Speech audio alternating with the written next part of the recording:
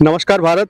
मैं लखन यदुवंशी एक बार फिर से योग गुरु आचार्य श्री JL चैतन जी के साथ में, और आज हम गुरु जी से प्रणव प्राणायाम के बारे में जानकारी प्राप्त करेंगे। गुरु जी प्रणाम। आज आप हमें प्रणव प्राणायाम के बारे में बताने वाले हैं। कृपा करके उसकी विधि और लाभ बताएं और हमारा मार्गदर्शन करें। ओम गुरुभ्यो नमः। योगेन चित्तस्य पदेन वाचा मलं शरीरस्य च वैद्यकेन योऽयपकरोत्तं प्रवरं मुनीनां पतञ्जलिं प्राञ्जलिरानतोऽस्मि।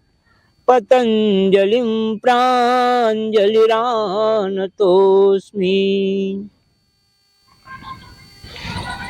योग से चित्त की शुद्धि अर्थात मन की शुद्धि, मन की निर्मलता, मन की पवित्रता, और व्याकरण से वाणी की शुद्धि तथा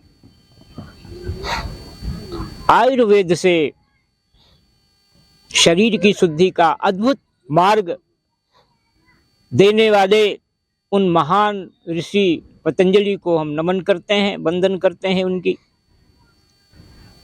सभी योग साधनों का हृदय से अभिनंदन है।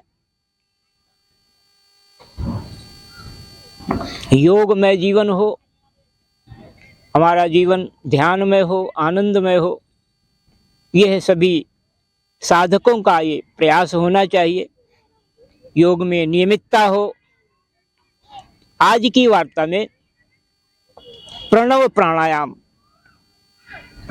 पर एक लंबी श्रृंखला चल रही है, और उसी श्रृंखला में, उसी कड़ी में प्रणव प्राणायाम की बात करते हैं। प्रणव प्राणायाम, प्रणव शब्द जो है, प्रणव का मतलब ओम होता है। प्रणव का मतलब, प्रणव सर्व वेदेषु, सारे वेदों में प्रणव आया है। सारे वेदों में प्रणव सर्व वेदेषु, और तस्य वाचकः प्रणव। प्रणव जो है, ओम जो है, ये उस परमात्मा के नाम का वाचक है। परमात्मा, ईश्वर, ब्रह्म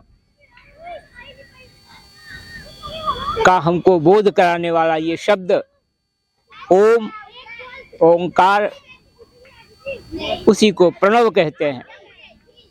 प्रणव से जुड़े हुए हमारे मुख्य रूप से तीन प्राणायाम हैं। भस्त्रिका प्राणायाम हम करते हैं। ओम की ध्वनि का गुंजन होता है, उसमें स्पंदन होता है ओम का, भस्त्रिका। और फिर हम करते हैं उद्गीत प्राणायाम। उद्गीत प्राणायाम में, उद्गीत शब्द का मतलब भी होता है प्रणव, ओम, और उद्गीत प्राणायाम में भी अलग से हो चुका, वीडियो बन चुकी है। तो उद्गीत प्राणायाम, और उद्गीत प्राणायाम में ओम का हम उच्चारण करते हैं। ओम का उच्चारण ये अंदर की ध्वनि को जगाने के लिए, अंतर ध्वनि को जगाने के लिए सबसे नीचे हमारे मेरुदंड में हम करते हैं। मेरुदंड में सबसे निचला जो चक्र है, मूलाधार से लेकर के और पूरी मेरुदंड पर स्वाधिष्ठान, मणिपुर, अनाहत और विशुद्धि, और फिर आज्ञा, और फिर सहस्रार ऊपर तक जाते हैं। तो इस प्रकार से उद्गीत प्राणायाम। और ये जो प्रणव की बात है, प्रणव प्राणायाम में हम देखिए, किसी भी प्राणायाम को करने के लिए, किसी भी हमको ध्यान अवस्था में जाना होता है, ध्यान आसन में जाना होता है, ध्यान की मुद्रा में जाना होता है। हमारा जिसमें हम आपसे कहते हैं कि हमारा जो सिटिंग, बैठने का जो आसन है, वो बिल्कुल ठीक हो, मेरुदंड सीधा हो, कमर गर्दन सीधी हो, आपका हाथ ध्यान मुद्रा में, अंगूठे और पहली उंगली के साथ इनके पोरों का स्पर्श करते हुए प्राण मुद्रा में हो, इस प्रकार हम बैठते हैं। और उसके बाद जो है प्रणव प्राणायाम करते हैं। प्रणव प्राणायाम में हम लंबा गहरा सांस भरते हैं। लंबा गहरा सांस भरते हुए उसके बाद हम खेचरी मुद्रा लगाते हैं। अपनी जिह्वा को तालू की तरफ ले जाते हैं। जिह्वा को तालू की तरफ ले जाएं, ऊपर की तरफ कंठकूप की तरफ ले जाने का प्रयास करें। उसको कपाल कुहर भी कहा जाता है। थ्रोट पिट, जहां से अंदर जो टॉन्सिल का जो स्थान है वहां तक हम जिह्वा को ले जाने का प्रयास करते हैं और खेचरी मुद्रा लगाते हैं। खेचरी मुद्रा नास्ति खेचरी, नास्ति मुद्रा खेचरी सम, खेचरी के समान कोई मुद्रा नहीं है। तो खेचरी मुद्रा में जाते हैं और इस प्रकार से हम सांस भरते हैं और सांस भरकर हम नासिका से ओम की ध्वनि, बहुत साइलेंट होती है ध्वनि, और हम धीरे धीरे जो है उसको नासिका से बाहर छोड़ते हैं आवाज निकालते हुए ओम की। तो इस प्रकार से प्रणव प्राणायाम करते हैं। प्रणव प्राणायाम जैसे ध्यान देंगे,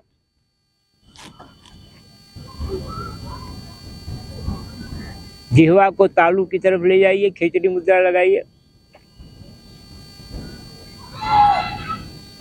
सांस भरिए, खेचरी मुद्रा। उसके बाद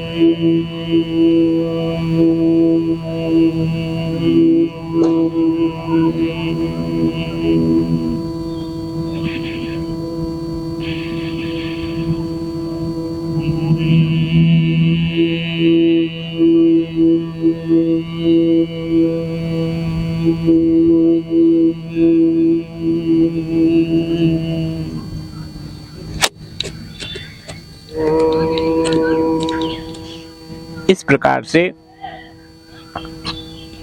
हम कुछ देर तक प्रणव प्राणायाम करते हैं। देखिए, ये भस्त्रिका प्राणायाम, उद्गीत प्राणायाम जिसमें ओम की ध्वनि की जाती है, और प्रणव प्राणायाम, तीनों का एक साथ तारतम्य, तीनों की एक सेट जो है हमारे साथ होनी चाहिए। हम भस्त्रिका करें, फिर हम उद्गीत प्राणायाम करें, उसके बाद प्रणव प्राणायाम करें। तीनों का एक साथ करने से हमारे पूरे शरीर में एक जो प्राण शक्ति है, जो ऊर्जा अंदर की जो है, वो हमारी बहुत ही अच्छी हो जाती है और पूरा का पूरा शरीर स्पंदित होता है, वाइब्रेट करती है हमारी एनर्जी, रेडिएशन होता है एनर्जी का पूरा, और प्राण के कारण, प्राण से हमारा सारा का सारा जो पूरा का पूरा जो सिस्टम है, देखिए हमने आपसे कहा कि हमारे ये 7 चक्र हैं, नीचे से लेकर के सबसे पहले जो मेरुदंड का गुद प्रदेश है, गुद प्रदेश, वो वहाँ पर मूलाधार चक्र है, मूलाधार, और फिर जो है जननेंद्रिय के पीछे जो हमारा है वो स्वाधिष्ठान चक्र है। चक्र ये जो है ये ऊर्जा के केंद्र हैं, ये जो चक्र हैं यहीं पर हमारी नस नाड़ियाँ आकर के मिलती हैं, और प्राणायाम के द्वारा ये सारे चक्र जो है आंदोलित होते हैं, एक्टिवेट होते हैं, एनर्जाइज होते हैं। और फिर नाभि पर है हमारा मणिपुर चक्र, मणियों का खजाना, सारा पूरा का पूरा ये भी आंदोलित होता है, ये भी एक्टिवेट होता है। और फिर हृदय पर अनाहत चक्र है, कंठ पर विशुद्धि चक्र है। और जब हम प्राणायाम करते हैं तो हमको ध्यान क्या रखना है कि नीचे से ऊपर तक ध्यान ले जाना है, यहाँ पर ले जाइए, और उसके बाद यहाँ पर अपने सिर की चोटी के स्थान पर सहस्त्रार चक्र है, जहाँ कहते हैं यह स्थान जो है हमारा, ये पूरा का पूरा ये गगन मंडल कहलाता है, आकाश मंडल है, और इसके अंदर में सारा कुछ सिस्टम पूरा हमारा ये चलता है।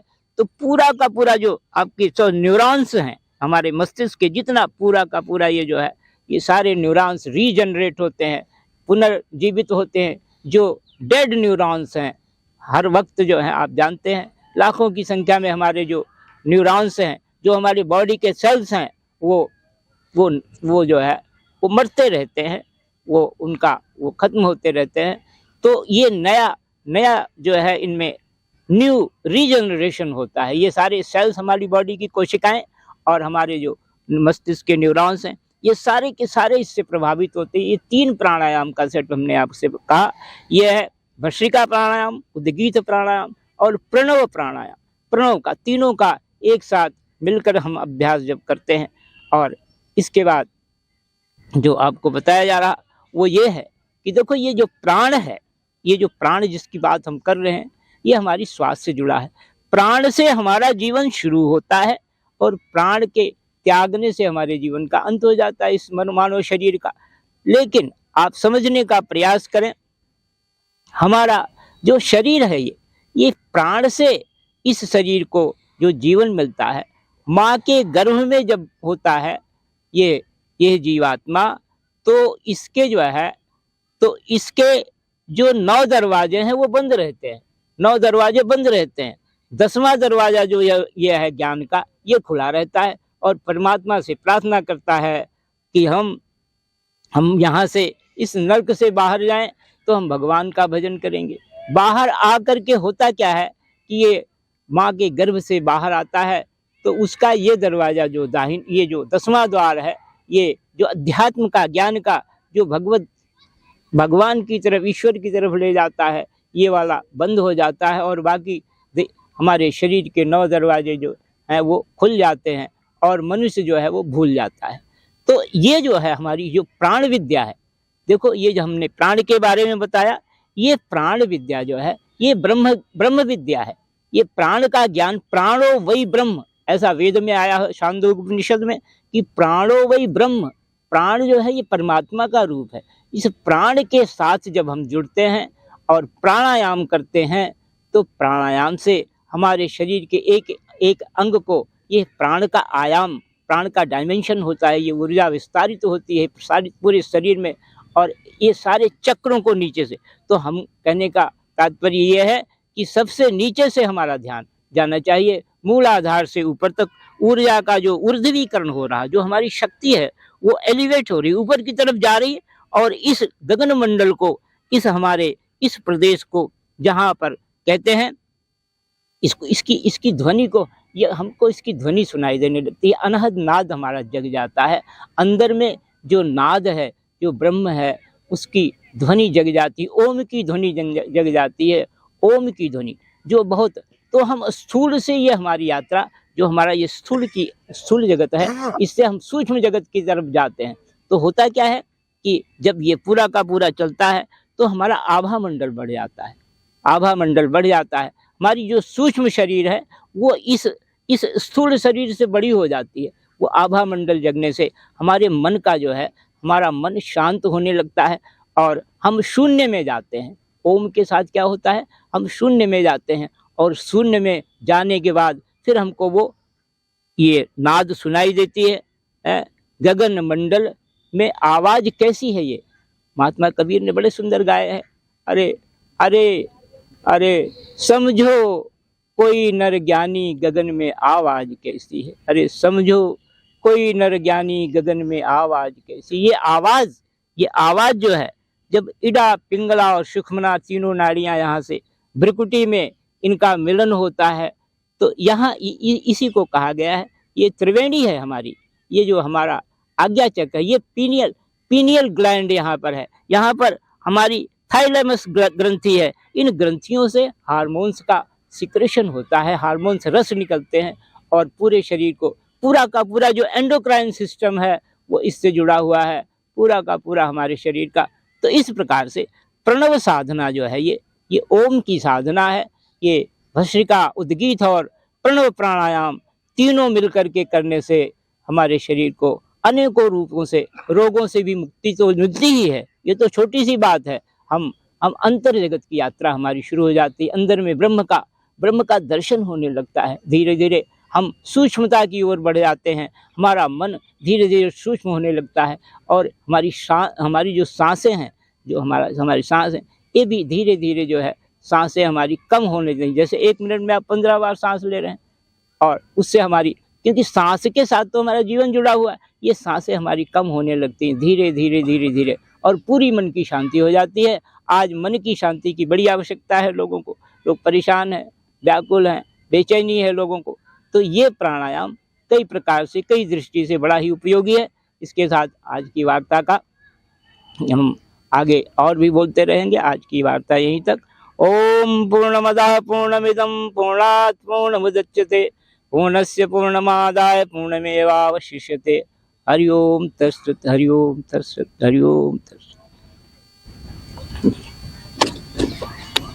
बहुत बहुत धन्यवाद गुरुजी।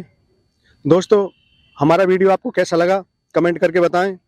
हमारे वीडियो को लाइक करें, शेयर करें और हमारे चैनल संकल्प भारत J9 को सब्सक्राइब करें। फिर मिलते हैं योग के एक नए टॉपिक के साथ में। तब तक के लिए जय हिंद, जय भारत।